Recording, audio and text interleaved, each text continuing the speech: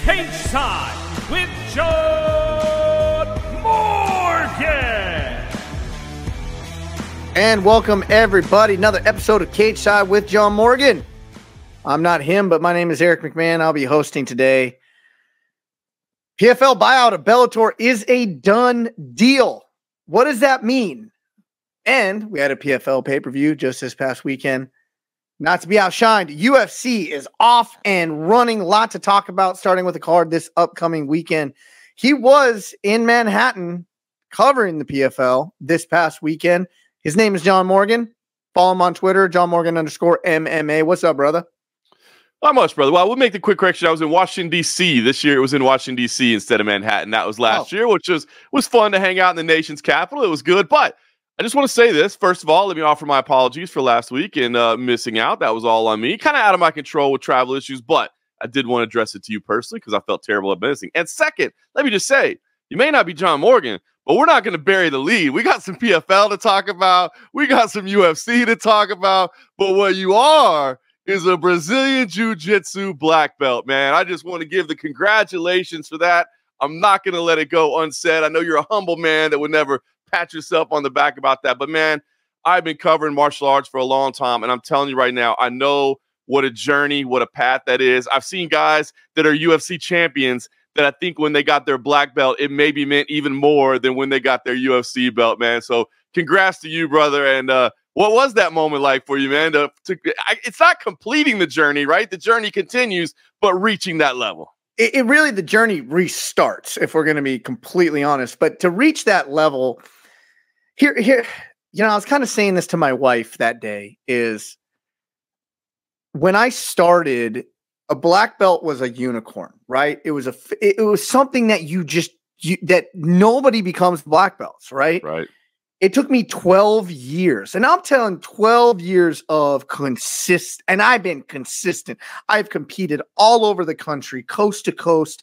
I've hit so many events, and I've trained so hard for so long, and to finally get there, it was just surreal. It's the only way I can describe it. I think the stat is 1% of people who start jiu-jitsu will eventually become a Brazilian jiu-jitsu black belt. And to join that elite club was really special. And what was more special about it to me was day one, I started it at the same gym that I got my black belt. I never went to any other gyms. Now, of course, I cross-trained, but I stayed there my entire journey, 12 years, and my family was there for me to get my black belt.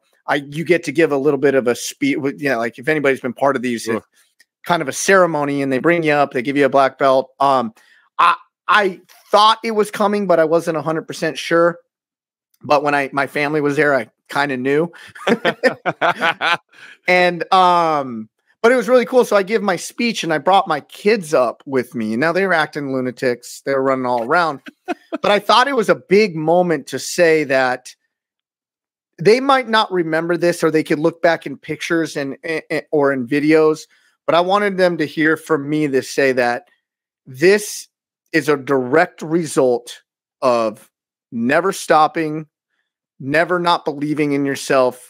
And just, when you think a mountain is insurmountable, it's one step at a time, and eventually you will hit that goal. So perseverance is the key.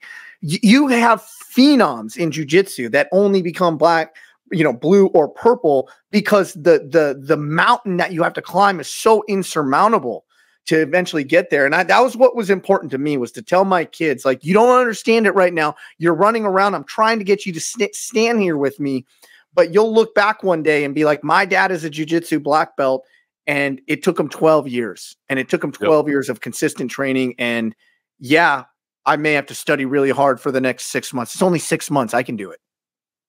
On some given project. So, yep, exactly. That's such an example. And just to know, just the pride that I know that they'll have in you. Like you said, they may be a little bit too young to understand it now, but the pride that they'll have in you, and knowing that you had that dedication, you set that example, man.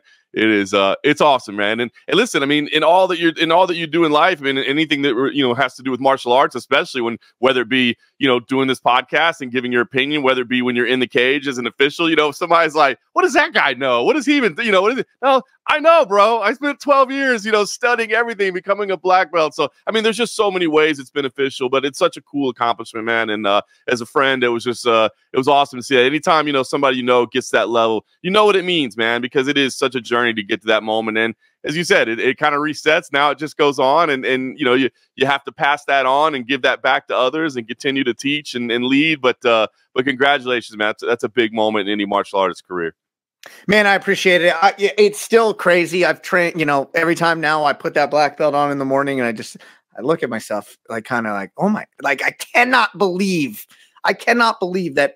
that day finally came and that my instructors bestowed that upon me, which is, it's pretty special. My brother-in-law actually texted me and, he grew up in martial arts and whatnot. And what he said to me was like really, really special. He goes, man, we are all so proud of you. And most people might not realize, but I certainly do. Out of all the martial arts, to get a black belt in jiu-jitsu is held in the highest regard of all of them. And I understand that. So, it's amazing what you accomplished. That's awesome. I gotta ask, and maybe you haven't even thought about this yet, or you probably have, but the first competition you go to where you're in the black belt division, I mean, that's got to bring back a little bit of those nerves again. I know, like you said, you've been competing consistently in high level tournaments. I mean, you've been traveling. It's not like you've been just doing, regional little tournaments. You've been the highest level, and brown belts are tough, right? It's not like because somebody's a brown belt. I mean, there's a lot of brown belts that could potentially already be competing at a black belt level. But I'm telling you, the first time you put that gi on and wrap the black belt around your waist to step in, that's got to bring some of those nerves back to the belly. It does.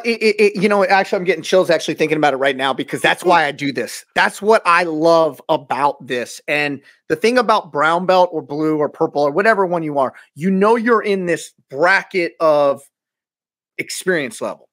Now, when my first tournament I go to, it is very conceivable that I will be competing against a guy who has had his black belt and competing as a black belt longer than I've been training. Yeah, so true, right? That's crazy to think about, man, but it's true. As you said, once you get this level, man, the journey starts again. But I know you'll be excited for that moment that you get an opportunity to go out there and represent that black belt too. Man, I'm pumped for it. And I appreciate you giving me the shout out. It is special to me. It was special to my family. And I hope it brings a little more credibility to this podcast now. At least one of us knows what we're talking about, right? You're like, that John Morgan, what does he know, man? Is this guy ever watch a fight? But I know that Eric guy's a black belt, so I can at least trust his opinion. Yeah, well, man. Well, thank you. Congrats, but I'm not. Ironically, I'm not the expert here. My name's not on the marquee. Hey, but life is weird like that, huh? Hey, let's get right into it. Professional Fight League, PFL purchases Bellator. I have a lot of questions because there's a lot of ambiguity.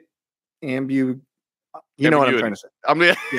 Surrounding all of this. I hear reports that what does it all mean? I hear reports that they're going to run separate brands for 2 years. I have never, out of all this stuff, I don't think I've heard anything concrete. Do you know what exactly is going to happen with the two brands in the near future? It's a lot, and I'm glad you said in the near future because we do know in the short term what's going to happen. Now, long term, I don't know. I think a lot for the short term anyway. The PFL is going to still continue to operate the Bellator brand. There's going to be 8 events next year. They promised there'll be 2 championship fights, Bellator championship fights on every one of those because there are some weight classes that the PFL doesn't do tournaments in, like middleweight, where you have a guy like Johnny Eblin, who's an absolute stud. So they're going to have these fights and they'll have these belts and they'll continue the brand. They're going to do them globally. Bellator had done a pretty good job of carving out some markets like Ireland. They've gone to Italy. There's some places that they've gone over and over, and the PFL is going to use those and continue to operate events there. Now, long term, don't know, because I've heard a lot of that is kind of contractual, that they have some relationships they need to complete, and so they have to have these events to complete those contracts. But we've seen this before when the UFC purchased Pride, when the UFC purchased the WEC, Strikeforce, whatever it may be. The idea of operating 2 brands sounds like a good idea at first, and there are some pluses to it, right? It allows you to have 2 different TV deals, for instance. It allows you to have two different sponsors in the same category. You know, maybe Bud Light is your official beer over here, but Miller Lite is your official beer over there. And so you're actually working with two big so there are some benefits to it. But I think the drawbacks, and you as a business owner would certainly appreciate this, is brand awareness of two separate brands and two separate companies is difficult, right? To do that simultaneously. And then at that time, you got to have two different staffs probably, because it's going to be tough to do both. And if you have one staff operating both brands, do they give preferential treatment to one or the other? So there are still some question marks, but I can tell you that there's some excitement around right now, because this had been talked about for quite some time, that it was in the works, that, you know, the PFL and Bellator were going to merge or purchase or something was going to happen, but nobody knew when exactly and how exactly it would work out. And then finally it was all done, and it got announced right before the start of fight week last week of the PFL. And because of that, there's some real genuine excitement. And what we do know is that the season next year is going to start off in what looks like February. I'm guessing it'll probably be a pay-per-view event, but it'll start off with PFL champs versus Bellator champs. And, you know, what could be a good card. So there's some excitement around it. There's still, I think ambiguity is I think that's a great way to describe it. There's still some question marks about how this is all going to work, but there's a lot of excitement, at least about, you know, some of the short-term future. So now I want to unpack some of that, right? Because that was a lot packed in there. It's a lot. One, from a business perspective, as you said, we've seen the dual promotion under one ownership group, and it only lasts for a finite period of time. And yeah, because it's contractual, but I'm going to argue it's that, like me, if I'm leading something, I have to go all in on one, right? So that's a lot of probably the sentiment that after these contractual obligations come. But if you look at it from a UFC buying, you know, Strikeforce and, you know, the WEC, talent sometimes goes by the wayside, because there's only so much that you can do. Now, I do understand that PFL has done a great job at doing a global expansion as well. Have you heard anything? Let's start with management. Have you heard anything? I've heard rumblings about what could happen with Scott Coker and Bellator. Anything that you know of there? So Don Davis reiterated, a PFL boss, you know, said that, hey, look, we offered everybody over there a job. Anybody that was working at Bellator can come over. Now, from my understanding, the conversations had really just kind of started. That was just kind of an idea. It wasn't really that they had like interviews or how it would work.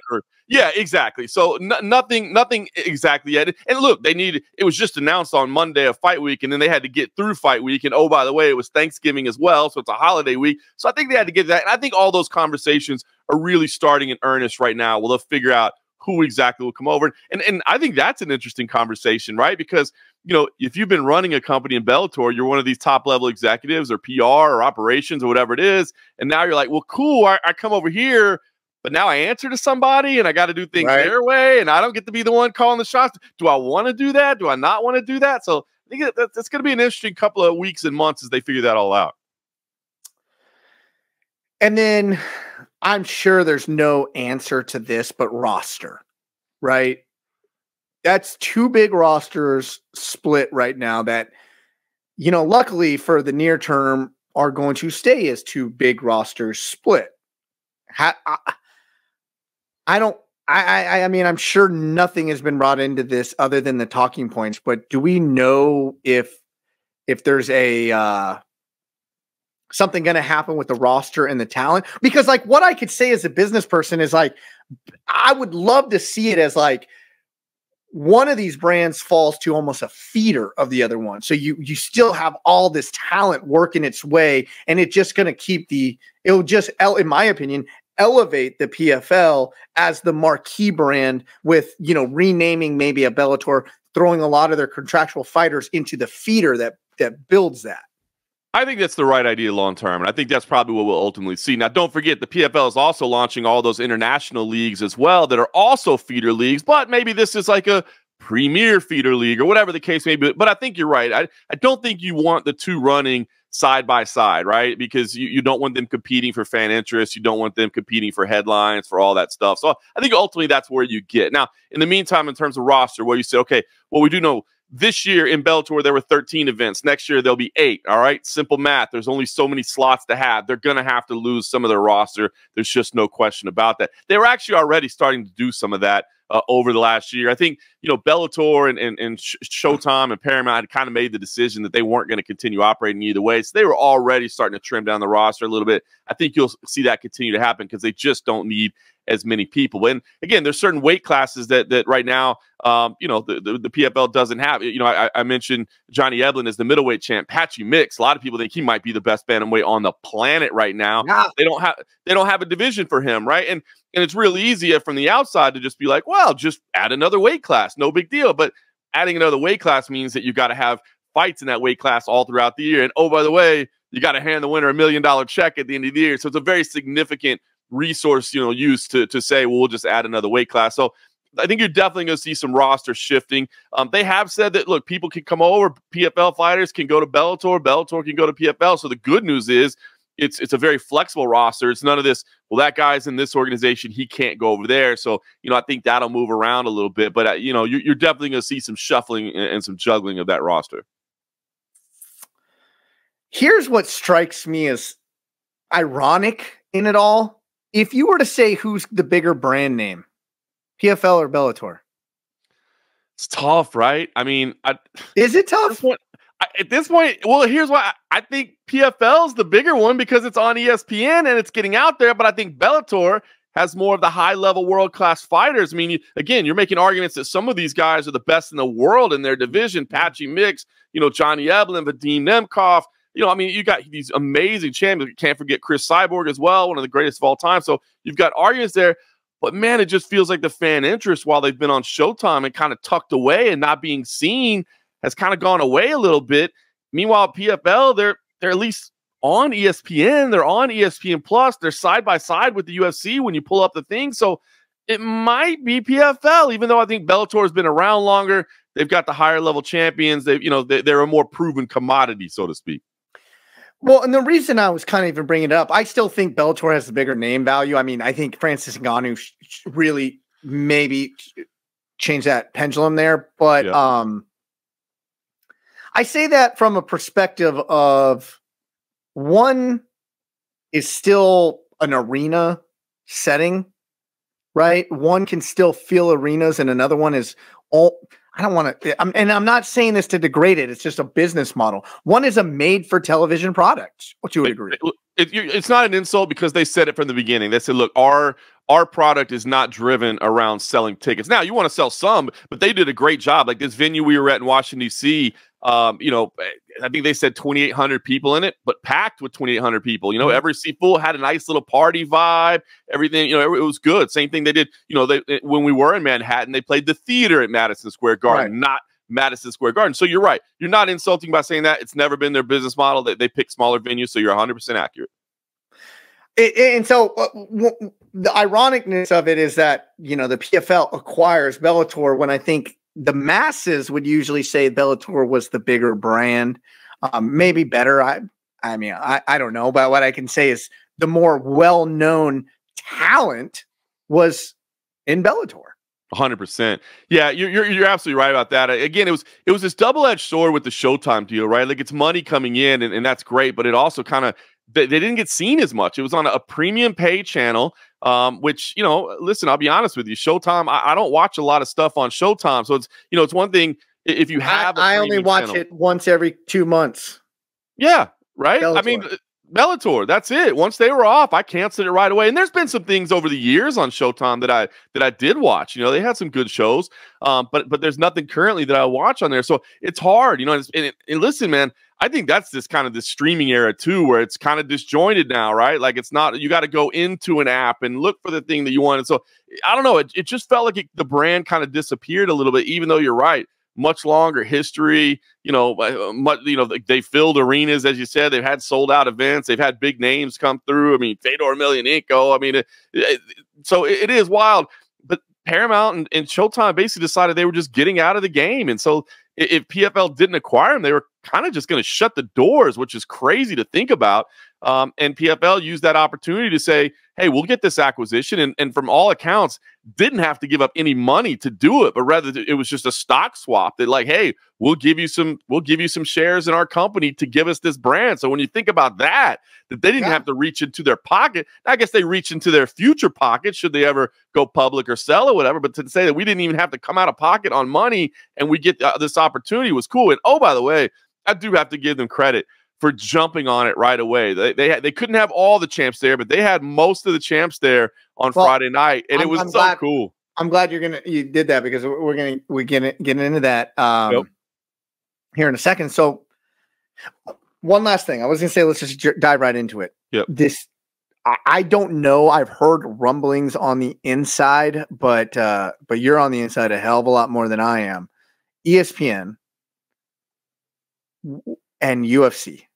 Right. That there's a huge conflict of interest there. I mean, I think we all can see it very clearly.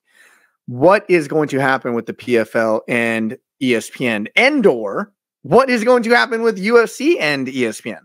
Yeah, it's interesting, right? Because from my understanding, the contract with PFL is over. They are out of contract right now. That was their last. I've heard they're actually paying for their time slot. That was the case at one point. They were generating revenue as of late. That was the way they started in the beginning. Their last deal was a revenue generator, not a huge, not on the level of a UFC or anything like that, but it was a revenue generator. Okay. And so that was their last show. They have said that they've got an agreement in principle and for a new deal, and they expect to announce it within the next couple of weeks. I don't know where that is yet. I do know that ESPN is in the discussion, so I do know that was at least one of the suitors. ESPN was interested in having them back. Because I was curious, would ESPN say, you know, it was weird that we have you and the UFC, so we're just going to shed you and bye-bye. But, you know, and I don't know what part the Bellator acquisition played in their interest in having it, because now, man, you know, if they do stay on ESPN, that's the home of MMA. There's no question about it, right? You've got all the brands. So if you're an MMA fan, you got to have ESPN Plus. You know, even if the UFC wasn't enough, now you got everything. So I have heard that's one of the players. I don't know if they're staying or not. But there's another interesting thing in that I kind of lean towards the fact that ESPN might want them to stay as a fail-safe, so to speak, as a little bit of a what if the UFC does leave us, right? Because the UFC is about a year away from their new deal as well, okay? A little over a year.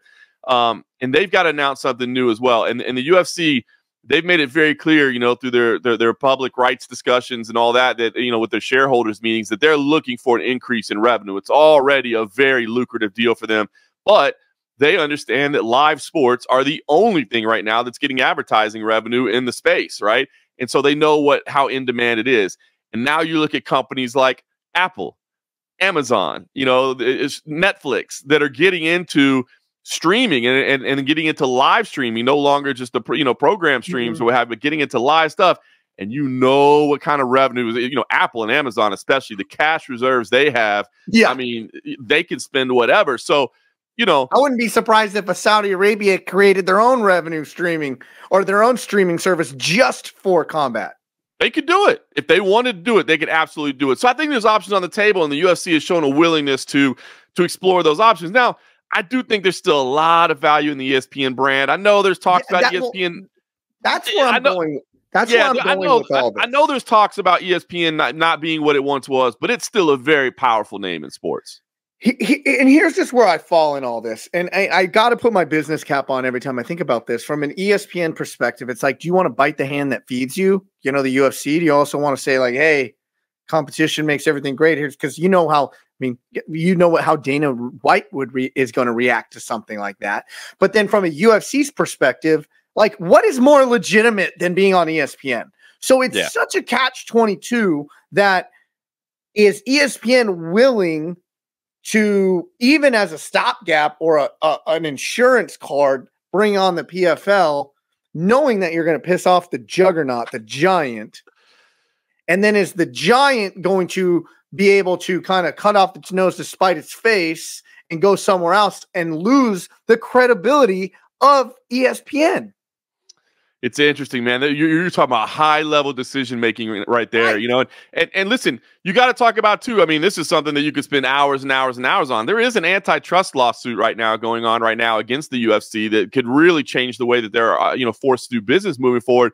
But do you almost wonder from that perspective? Do they say, well, wouldn't it be nice to have another MMA organization on ESPN with us so that when we get into the court, be like, what do you mean? I mean, there's another organization right here on ESPN. What do you mean there's no competition? Like, they're right here with us. So I always wonder how that factors. Now, I kind of think that Dana White doesn't make decisions like that on a daily basis, caring about what the lawsuit is. I think he just lets the lawyers deal with that. But that part does, wonder. But the thing you said about the awareness, I mean, for even like sponsors and something like that, you know what I mean? Like, they're going out and they're spending their advertising dollars. It is really easy for them to see my product is on ESPN. I know what that means, right? Versus you could say, yeah, but you're on Apple, and Apple is in all these homes and it has all. It's like, yeah, but we're still trying to get that into our programming, right? Like when I get home from my kids' practice at night or whatever, and I want to throw something on in the background while we're eating dinner or whatever, I just throw it on the I open up the ESPN app because I know there's gonna be some sports on I can find. And the value of that damn ticker.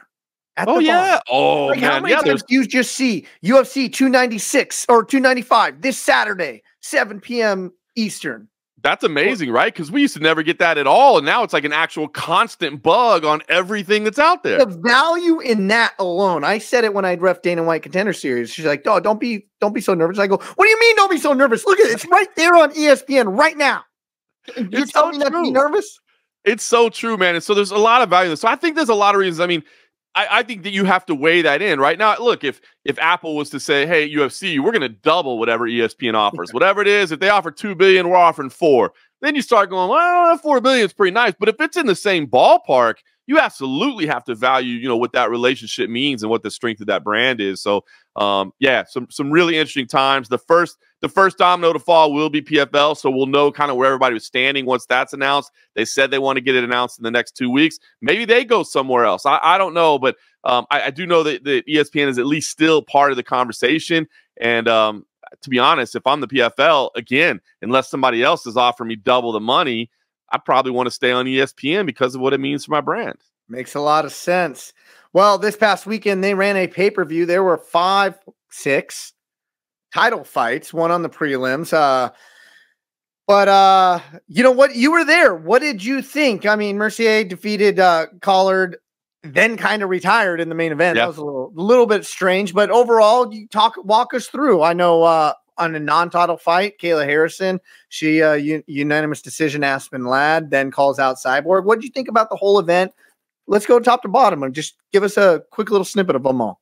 Yeah, it really was. It was a fun night of fights, man. Olivier Aubin-Mercier, as you said, has been perfect since he came to the PFL. Back-to-back champs, $2 million in the bank. Says he's going to take a long break. It is a grind. That's the one thing that is consistent for any champion in this organization. If you talk to them, when they get done with the gauntlet, 4 fights in about an 8-month span, they're exhausted, they're beat up, they want some time off. So to do it twice in a row, I get it. He may be done for good, but he says he's at least done for a year. We'll see. The interesting thing is now you can offer one-offs. Yeah, he's got money in the bank. He said it. He's like, dude, I'm good. I don't need money right now. So, but he can do like some one-offs and things like that if they were to host an event in Canada. He did say if they hosted an event in Canada where he's from, it'd be interesting.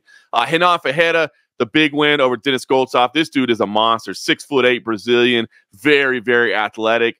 And he's capable of devastating finishes. He got one afterwards. He said, give me Francis Ngannou. That's what I want next. There is Ryan Bader out there, and it looks like that will be next. Don Davis, PFL boss, said, hey, all the champs are going to fight the champs first. Then maybe we can do Francis Ngannou. But I like Renan Ferreira saying, give me Ngannou. I want that. Larissa Pacheco, the one who upset Kayla Harrison last year, she won again. Got tested a little bit more than I think she thought she would, but she's incredible. You look back at Larissa Pacheco, man, her body of work is starting to get very impressive. She came to the UFC at like 19 or 20, fought a couple future champs. She just wasn't ready.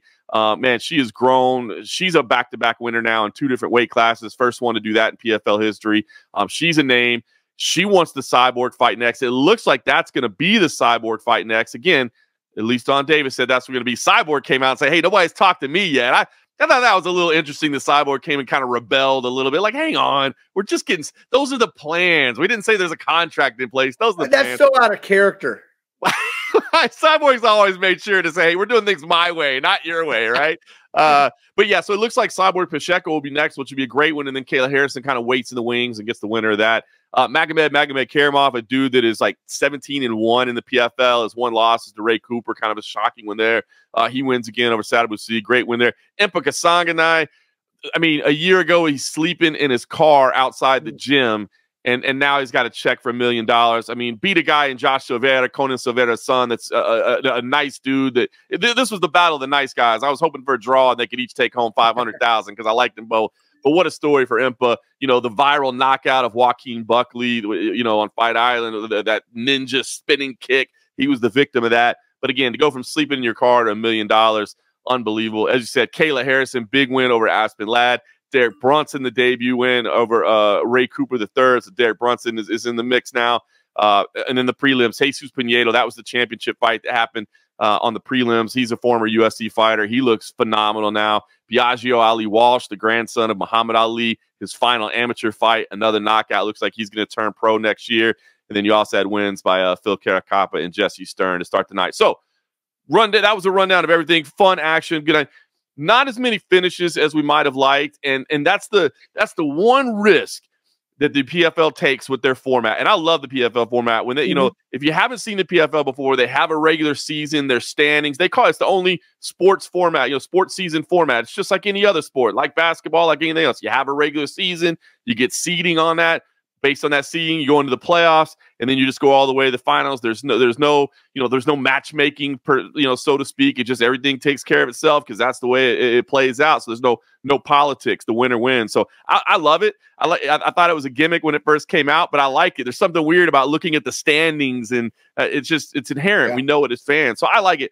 The risk that they run when they get to the finals is, you know, you've got potentially 5-round fights on the night, right? And we did get in 6, but 5 on the main card. 3 of them did go that long. So it slows things down a little bit. You know, as much as you're excited about championship matchups, when you get, you know, consecutive 5-round fights, it can slow the night down a little bit. And it did that a bit, right? So you started out 3-round decision, 3-round decision, 5-round decision, 3rd round finish, 5-round decision, 2nd round finish, 5-round decision. So you just had a lot of rounds, and it made the night kind of drag on a little bit, which is unfortunate. Because it was a good night of fights, and again, 6 fighters got $1 million checks, which is awesome. So yeah, I don't know if there's a way. Yeah, if it does not, and I don't know if there's a way to balance that. I've heard split it up into 2 nights, and but you know that has costs and troubles, and then how do you do pay-per-view? And so I don't know. It's just a risk they run. More finishes would have been nice, but overall, it was a good night. And again, that can happen on any card, any night, anywhere, any place, any promotion. Yes, it can. 100%. It's nature of the business. Well, what is not slow is the UFC's upcoming schedule, right? ESPN 52, UFC on ESPN 52 this coming weekend. UFC Fight Night 233, December 9th, following weekend. Then the big dog UFC 296, December 16th from a sold-out T-Mobile Arena. Now, there's some good cards coming up, man. And I'm telling you, like, you know, Beneil Dariush, you got him coming, but you got Sean Brady and Kelvin Gastelum, and they're the opening fight of the main card this weekend. Yeah. I mean, this is a fun card. Davison Figueiredo goes up in weight, fighting Rob Font. I mean, Juliana Turner, Bobby Green. That's the main card right there. That's one hell of name value for just a fight night. Yeah, it really is. And you said it. I mean, it's kind of the start of the stretch, right? There is no real off season for the UFC, but with the deal with ESPN, they do have like a month off at the end of every year now because, you know, ESPN just has so much college football and the NBA is in full swing and NHL and all that. So they just don't need the programming. So there is about a month off. So you've got Austin this week and then 2 straight weeks in Las Vegas to kind of close out the season, if you will, for the UFC. But this one right here, man, I'm not making the trip to Austin. I usually try to go to as many Texas cards as I can. That's my home state. I'm not making the trip for this one just because I have my kid's soccer tournament. Guida's on the undercard, for crying out loud. I'm telling you, Misha Tate's on the undercard, right? How about that? You got Misha Tate and Julia Avila on there. I mean, so yeah, this is a card. I hope they sell it out. I haven't checked to see this week how ticket sales are doing and heard. I mean, obviously when pay-per-views sell it every time, I gotta think this is going to be a sellout. Austin. Oh yeah, in Austin. Yeah, it's a cool town and it's a good market. Texas in general, you can pull from Dallas, you can pull from San Antonio, you can pull from Houston to go down there for the weekend. And as you said, a lot of name value on this card and a lot of meaning. Especially that lightweight fight, Beneil Dariush, Arman Tsarukyan in the main event. Man, a lot at stake there in terms of kind of who gets to factor into the upper level of that division. Because there's so much talent at lightweight, but it's been kind of the same names that have been competing against each other kind of over and over a little bit. And this is a chance for Beneil, who's kind of been on the outside looking in for a long time, to prove, hey, man, I may be the quiet one. I don't talk trash, but you owe me something. Or Arman Tsarukyan to kind of prove that he's that next level. He's that next era of fighters. And it's time to start, kind of changing the names at the top. This is a defining fight for Dariush. He was the guy that everybody thought was going to be the guy. And then I don't know if the moment was too big for him or he was just that light years behind, right? Because Beneil Dariush, it literally looked like he froze in that moment. And we have never seen him against Charles Oliveira. Charles Oliveira, talking about. And I don't know if Charles Oliveira, we know he's great, but we thought Dariush was that great. Right. And he looked like he just froze or he just was nowhere near the level of an Oliveira. So this is a really defining fight for him. Are you going to get up, put on another spectacular performance, or are you going to kind of pack it away and just be like, I'm never going to get there? Such a great way to frame it. I think you're 100% right. And I still believe he is that guy, man. Because I know going into that fight with Charles Oliveira, a lot of us were incredibly excited about, right? It got rescheduled, and we thought, man, this is the fight that needs to happen. And, man, it's going to really tell us something. And you're right, man. Charles Oliveira made it a non-interesting fight. You know what I mean? Just made it look like Beneil didn't even deserve to be there. And I imagine Beneil's carrying a little chip on his shoulder about that as well. Because, again, he's not the trash-talking guy. He was always kind of, second tier. You'd have these names of who was in the title mix, and even though he was right there, nobody would say his name. And so, to have that performance, I'm sure it was a frustrating one. And I don't think he's going to look to rebound and make a statement with this one. But, man, he is getting an absolute challenge in Arman Tsarukyan. This guy's been exciting. From his UFC debut, if you'll think back to his UFC debut, it was against Islam Makhachev, right? And I think in 2019, a lot of people didn't know how good Islam was, but his only two losses in the UFC are to Islam and Mateusz Gamrot. And by the way, he doesn't exactly love that Mateusz Gamrot decision. So the dude is the real deal. So this is going to be a real test for Beneil Dariush. So I love this fight, man, and I'm huge on both these guys, man, in terms of their skill level. I think Arman Tsarukyan has been on that ride to the top for quite some time. So this is his opportunity. This is another one of those ones where you're just gutted that one guy has to walk away at the loss, because the loser of this one's going to be set back a little bit. You know what I mean? This is going to be costly. As you said, it's a crossroads for Beneil, and it's kind of that opportunity for Arman to prove he's legit. So this is not only stylistically should it be a fun fight, there's real stakes, right? And that's what we care about. There's real meaning in the fight. I don't know what I'm tremendously excited for this card, and I don't know why. You got Turner, Bobby Green. Can't wait to see Bobby Green again, right? Rob Font, Figueiredo. That's an awesome fight. But I just keep on coming back to the Sean Brady, Kelvin Gastelum at welterweight fight. I don't know. I'm so excited.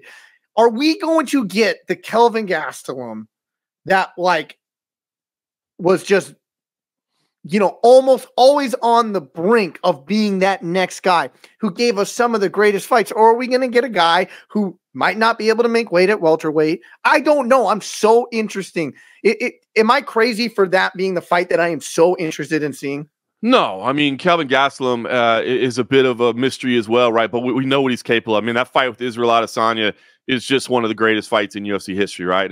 That's all there is to it. Amazing. And he's had some incredible performances over the years, but you said it. He had some struggle making welterweight, went to middleweight, had some performances that you kind of wondered, where was his head at? Where was his motivation at? But he's also capable of going out there and being that dog, you know what I mean? Having just the most insane performances and just being the guy. So to have to go back to 170, man. And it's welcome back with Sean Brady. Yeah. Oh, by the way, yeah, you're not getting an easy one when you come back. 15-1, Sean Brady, who also, by the way, has a little chip on his shoulder and something to prove. A guy that was at the top and then had the loss to Bilal Muhammad. Oh, by the way, Bilal's pretty good. You know what I mean? So Yeah. That's not exactly a statement against you. But no, this is great. And I think the discipline that it takes for Kelvin to get back to 170, right? I think that takes something, right? And I think he's a guy that's been around the game for a long time, is always incredibly honest with himself about where he stands and what it means in his career. And I think he realized, like, I got to be at my absolute peak. I got to be at my absolute physical best if I'm going to compete at the highest level of the sport. And I think we're going to see that. So, yeah, no, I think I mean, the names were all there, but that was some real meaning as well. When you talk about, like, hey, man, crossroads and who can make a statement and who, has a lot on the line, that's definitely one of them. Figueiredo going up to bantamweight from featherweight, taking on Rob Font. Anxious to see if there's a size difference there, or if not cutting massive weight is going to make him better than he already was. Like, I love everything about this card. I do too. And you're right, because Deiveson Figueiredo, I mean, his weight cuts were just bad. I mean, you'd see him at weigh-ins, just be like, how's this guy going to fight tomorrow? You know what I mean? Like, it's crazy that he would get down. But you just never know. When guys change weight classes, you never know how their body's going to react. I mean, I think a lot more people, it's funny because we talk about Kevin Gastelum moving down. I think we are talking about a lot more people these days realizing those huge weight cuts where you're incredibly dehydrated, like, they're not good for you, man. Like, they're just not. And, we get why people do it, right? You want to be able to rehydrate bigger, and you want to have some size advantage going into the next day. But, sometimes you see that it's just not good for you. And so you're kind of flat the next day. But when you go to a new weight class, does your speed still work the same way? Does your body move the same way? You never know. It's always a little bit of a question mark until you see it. And we know what Deiveson Figueiredo is capable of. I mean, that dude is a scary man. The God of War. I mean, he did that, a deserved nickname. But will it translate to his new division? Mean too, which I love. Oh, I love it. Little angry dude, man. He got angry dude with some nice hair dye, and he cuts hair. I mean, he's a character for sure. He's probably gonna wear the sunglasses when they do the face off, and he'll get up in your face. I mean, he's a character. So no, this card is awesome, man. This is definitely one worth catching. It's it's not a late night card either. I know there's a lot of college football on right now. I know the NBA season. You got the play-in tournament going on and all that. We're already out. Yeah, so we don't care about that. I mean, yeah, we don't need to pay attention. We're already eliminated from the play-in tournament. Like, I don't care about that. But this is one worth watching. I think this is definitely one worth carving out some time for. I think there's going to be some fun on this one. Well, then I'm sorry, I was kind of trying to look up some odds, but I want to. Is it too early to jump all the way to 296? No, I mean, it's a big one, right? Come on, I mean, listen, we got another fight night in between, and that one which is an awesome fight night too. But like, there's so much to talk about right now in breakdown. I mean, that one got moved, didn't it? The UFC 233. Yeah. But so that was Smith Khalil Roundtree. I know that's going to be a banger of a fight right there. You're right. So we don't know the whole card yet. It did get moved from Shanghai, so that disrupted a lot. I mean, obviously you can imagine, they were going to have the road to the UFC Asia, all those complete. So that it's going to change a lot. It was supposed to be in Shanghai.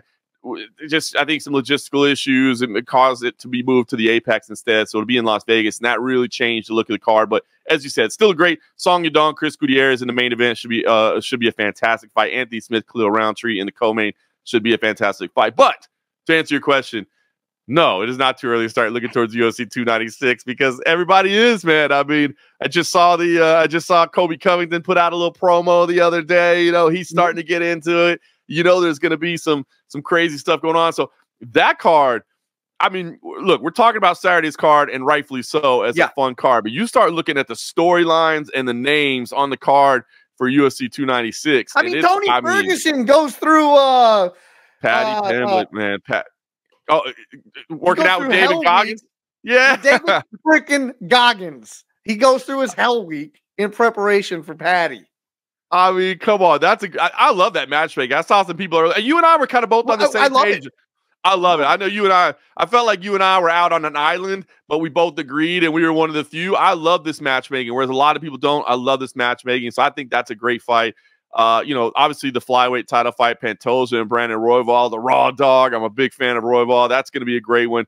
You got Shavkat Rakhmonov against Stephen Thompson, Vicente Luque against Ian Gary, which, oh, by the way, Ian Gary's starting to become like an enemy out there, right? You know what I mean? Well, At first he was like, I don't want to get into people's personal business, but yeah, he's becoming I don't know. Yeah, he's becoming a polarizing little figure. Polarizing figure. There you go. Polarizing. He was just the undefeated brash Irishman, which a cool story, man. I mean, he does. It's automatic to link him to Conor McGregor, right? Because he talks well. He's from Ireland, and so he never wants to be compared to Conor. But it is pretty cool because he's pretty open about the fact that, like, he never missed a Conor McGregor fight, right? And he was inspired by Conor McGregor. And so I love the fact that he doesn't pretend that he didn't watch Conor and that inspired him to be who he is. You know, he says it, like, I watched those fights and I remember, going to school on Monday morning and that's all anybody was talking about. And right. So it's pretty neat to see the inspiration.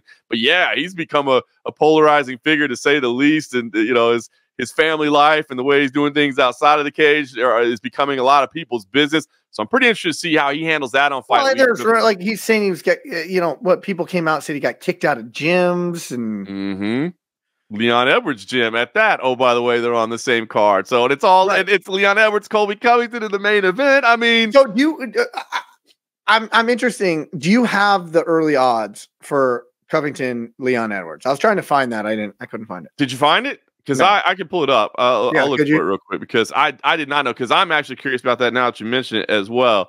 So do you want to lay an early guess on what you think? I do have those pulled up right now. I'm going to say it's going to be a Leon Edwards minus 120. Damn, that's pretty good, bro. Minus 125 is spot on. Well done. But I will say this, Leon Edwards at minus 125 opened at Leon Edwards plus 165. So I do remember. I think that's where the smart money. Okay, this is sparking the conversation here. I think the smart money comes in on Leon Edwards because of the battle testedness. I mean, Colby Covington's been out for a while, and then listen. I'm still Team John Morgan. All right, do not forget that. Team John Morgan, but I love me some Colby Covington. I love the stick. I love everything about it. And this man can back it up. But his resume gets less and less impressive, as it goes on. Now, I don't personally think that's an indicator of his ability, but I mean, he's fighting his 2 losses, Kamaru Usman. Then he fought, tail end Tyrone Woodley. He fought very tail end Jorge Masvidal, right? It just doesn't have the that I think we thought it once did. And for all that, I think a lot of money is coming in on Edwards and the layoff. And Kamaru really couldn't take Edwards down in that too. This is going to be such an interesting dynamic. I still think the pace and the pressure, this is my personal assessment, the pace and the pressure that Colby puts on you is going to be suffocating. He doesn't need to get the takedown. We saw that Leon needs space to get it off, but that's a huge effing if to close that distance. No, I love the fight. And it's funny, man, because I'm actually a Colby Covington guy as well. Even though everything that happened was like, I was a big Colby Covington fan. I still to this day have no idea if it's shtick that he's saying he has an issue with me or he really thinks I said something against him. I promise you I didn't. But it doesn't bother me, man. It is what it is. So I actually am a big Colby Covington fan, and I have a lot of respect for his skills. And I think you're right. But it is interesting, right? I mean, the layoff, the time away, the fact that he is 35 years old now, right? How many title fights over the past year? We talked about, there's that gleaming stat, championship matchups when you're 35 plus. It's like a very bad record for guys. Now, Colby Covington, phenomenal shape, phenomenal cardio. As you said, the pressure, the pace that he puts on you, that's a weapon in itself, right? Just to know, like, man, I don't know if I can keep up with this guy for 25 minutes. But you look at Leon Edwards' takedown defense, as you mentioned, against Usman, underrated takedown defense, right? I mean, gets the underhook, puts the 2-on-1 on the arm sometimes, you know what I mean, to peel it away, just doesn't let you get the hands class.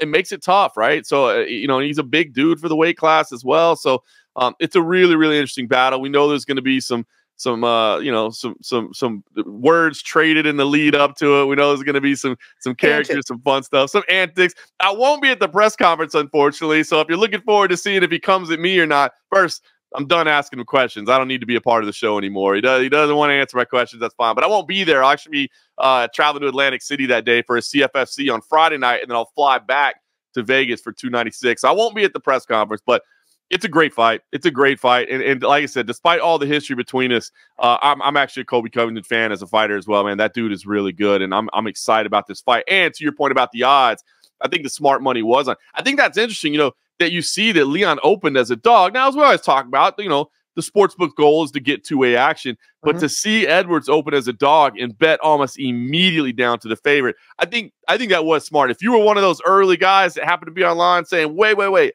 I can get Leon Edwards as an underdog, hell yeah, you take him as an underdog. Well, and here, I'm just going to go back to 2017, right? And let's go to his last, let's call it 1, 2, 3, 4, 5, 6, 7 fights. His last 7 fights, all big names, right? But there's not fairly, but there's going to be asterisks, and people are talking about it now. I didn't come up with this scenario. People are talking about it. I don't think it's necessarily fair because I think Colby is a dog. This man is a dog. But Damian Maia, tail end of the career. RDA, now dropped a weight class. Robbie Lawler, tail end of his career. Lost to Kamaru Usman. Tyrone Woodley, tail end of his career. Kamaru Usman, lost again. And then Jorge Masvidal, tail end of the career. I just don't know what to make of that. And I think that's why a lot of the swing betting has happened as well. Yeah. It's a fair point to make, right? On the one hand, you could say, well, hey, all I can do is beat the people they put in front of me, right? Like, I don't do the matchmaking. And so I think you're right. I think what you're saying is exactly right. And I think it's the right way of saying it, right? It's just, hey, it makes you wonder. You know what I mean? Not saying he hasn't beat anybody. Like, come on, man. Anybody in the UFC at that level, even if they're tail end of their careers, are the greatest martial artists on the planet, and you beat them. And anybody can slip on a banana peel on any given night. And that's what makes the sport so wonderful, right? Is that, really everybody has a shot out there, and he got these wins. But you do start going, man, I don't know. Like, what if he'd have fought so-and-so? What if he'd have fought so-and-so? You know what I mean? Whoever the case may be, and he hasn't. So it leads you to questions. The biggest test he had was against Usman, and he came up short twice, right? He earned his way back there, and you start wondering, though, he hasn't got that signature win, so to speak, over that top tier guy, and that's what this is. You know what I mean? And then meanwhile, Leon Edwards kind of faced that same doubt as well, right? But then came out and proved it twice against Usman, a fight that he was losing, of course, with the you don't need anything else. Comeback. That's it. And then he comes back and wins the rematch. So, the same questions were around Edwards as he came in, right? As he was coming up, right? Because you looked at his and you could make the same case. You could be like, wait a minute, no disrespect, but Barberina, Sabota, Cowboy, Gunner, RDA, the Bilal eye poke, that was the big one, right? That was the one where you're supposed to know where he stood, and then it's an eye poke, and then we don't know where he stands. And then Nate Diaz, so you could make the same case, but then he had the 2 fights with Usman, and that's what got him. And he won that fight, but lost the war against Diaz. I know, a great moment in Nate Diaz history, right? Dominated, but rocked him late and points at him and laughs, and the whole crowd's going crazy. It's amazing. But I think Covington finds himself in the same position that Edwards was in, where it's like nobody's saying you don't have the skills. It's just like, man, have we seen it yet? And here's your chance to say, like, yeah, I can. I think the first minute of the first round is going to be very telling in that fight. Agreed. Is Colby going to straight in? And if he can, it could be a long night. If he can't, and he gets cracked right away and has to take a step back and reset, then, man, this is going to be a very interesting fight. It is. Because, like, let's be honest. That in fight number 2, that's exactly what he did to Kamaru Usman. Kamaru Usman tried to walk him down. Pap! Kamaru had to reset. All right, let's rethink about this. And now we're playing the range game. And when we play the range game, I'm choosing Leon Edwards every single time in that range game. 100%. That's where it's all going to be, man. That's what makes it great. That's what's so great about UFC title fights when, Buffer gives the big introduction and the lights come down and this. Oh, my goodness. You just get them chills, right? Because, That's the. I mean, to me, that's that best part of that fight. That early, like, oh my gosh, what's gonna happen? What's gonna happen? Let's see, and then you get to see it walk out. So yeah, I agree. I think it's gonna be very telling early on. Man, well, I'm tremendously exciting to wrap up this episode. PFL guys, Bellator hold their first pay-per-view under guest co. We got the co-promotion. We got the champion versus champion face-offs. Those are cool. Great. UFC off and running. ESPN UFC on ESPN 52 this weekend, followed by UFC Fight Night 233 next weekend. Then the big dog, December 16th. What you got going on this weekend? Obviously, you're gonna. Oh, you already said you're not going to Texas. So what you got going on? Yeah, not making the trip to Texas, man. I got a lot of travel coming up, but I got my kid's got a soccer tournament down in Bullhead City, Arizona. So on the border of Nevada and Arizona. His team had a scrappy little playoff run, and they finished second in our league, but it did qualify them for this tournament. So we're gonna go do that, and kind of a fun little weekend stay down there and have a good time watching him play some soccer, and then we get busy. Then we come back to. I'm actually going to Brazil next week, so I'll be commentating for Brave. So I got that one, and then nice. Yeah, the following week after that, we've got both CFFC and 296. So that's great. We got some more college wrestling coming up. How's that going? How's match day going? Oh, CFFC match day is a lot of fun, man. If you haven't seen it on UFC Fight Pass, go check it out, man. It's super cool. We did some fun ones last week. Part of the travel I missed, we did the big battle in the barn, which ended up being, we had some viral moments come out of that, but it was just such a cool scene. And it's been cool to see the collegiate wrestling community kind of respond to it. And it's just, man, it's a great time. I don't know if you saw yesterday, Iowa State was actually on ESPN. It was the first time that a college wrestling duel, not just the championship at the end of the year, was broadcast on ESPN. So, man, a lot of people paying attention to college wrestling right now, and we're happy to be a part of that. I know Rob Haydak, CEO of CFFC, man, it's a huge passion of his, so he's proud to be kind of shining a new spotlight on it, and there's some other people doing the same. So it's a fun time for the sport of college wrestling, and I'm learning more about it and getting more into it, man. It's a lot of fun for sure. So yeah, taking it a little easy this week, having a little fun with the family, and then we get going, cranking the schedule crazy until the end of the year. Fun times. Well, that's all we got for this show today. Tune in next week. We'll have another one. But hey, share, click like, subscribe, leave us a comment. We're really good at replying to comments. So if you want to talk some ish to either me or John or ask a question, comments. And or not, we'll get back to it. Compliments are good too. I mean, it doesn't have to be just talking ish. It could be, it's great job, guys. We like positive too. Yeah, well, yes, yeah. Without saying, we like positive a lot more. So, with that being said, for John Morgan, I'm Eric McMahon. Enjoy the fights.